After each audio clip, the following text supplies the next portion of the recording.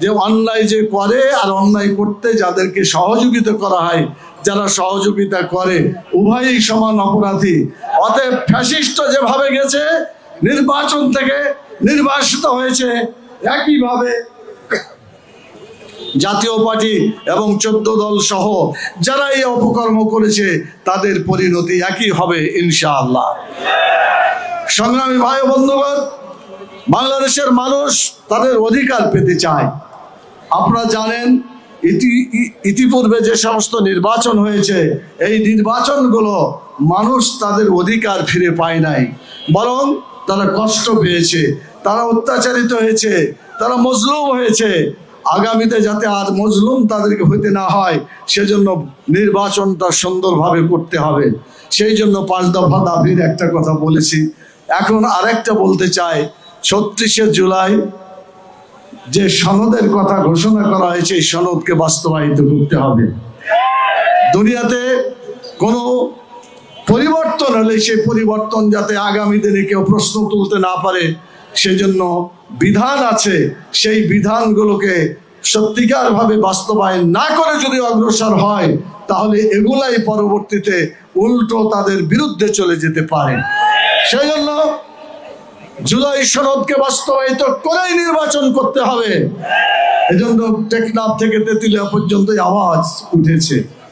PR পদ্ধতি আপনারা শুনেছেন।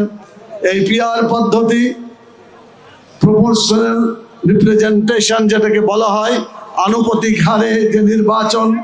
আপনারা জানেন বাংলাদেশে বর্তমানে যে নির্বাচন আছে, 100টা লোকের মধ্যে যদি 4 জন দাঁড়ায়, ধরেন কেউ 22 পাইল, কেউ 23 পাইল, কেউ 24 পাইল, কেউ 25 পাইল, দেখা গেল যিনি 25 পেয়েছেন তিনি পাশ করলেন।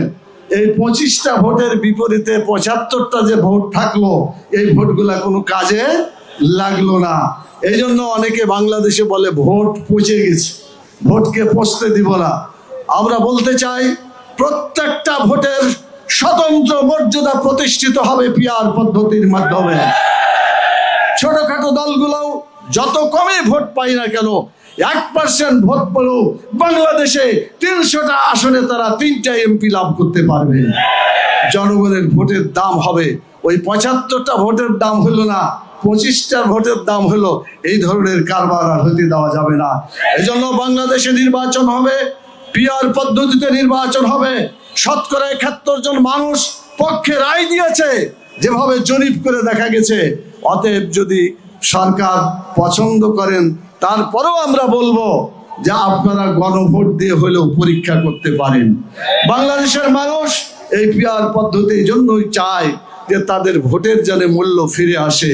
আরেকটা কারণে চায়, সেটা হলো যেভাবে তারা টাকা দিয়ে নমিনেশন কিনে, এই নমিনেশন বাণিজ্য করার কারণে মনে করেন 5 কোটি টাকা খরচ করে নমিনেশন কিনলো, নির্বাচন করলো, এই লোকটা কি 5 কোটি টাকা ছেড়ে দিবে না এটা আদায় করবে? এবং শুধু আদায় করবেন না, এটা আরো অনেক গুণ বেশি তারা টাকা এখান থেকে দিবে। অতএব এই টাকাটা যা পাবে কোথা থেকে? তাদেরকে হয় মানে মানুষের উপর জুলুম করে, চাঁদাবাজি করে, বিভিন্ন সরকারি প্রতিষ্ঠান দখলের মাধ্যমে, অন্যায়ের মাধ্যমে তাদেরকে টাকা উঠাতে হবে, যার ফলে দেশের মানুষ, ব্যবসায়ী সম্প্রদায় কেউ শান্তি পাবে না।